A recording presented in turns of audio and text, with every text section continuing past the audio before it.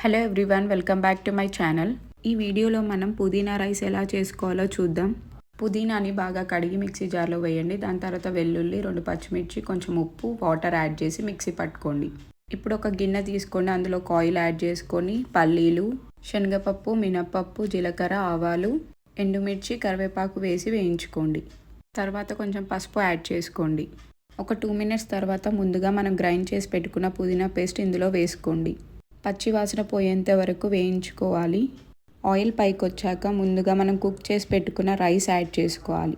Rice వేసి బాగా కలుపుకున్నాక ఒకసారి టేస్ట్ చూడండి.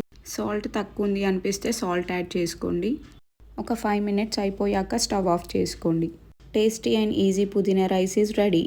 పుదీనా రైస్ని రైతాతో తినండి, చాలా బాగుంటుంది.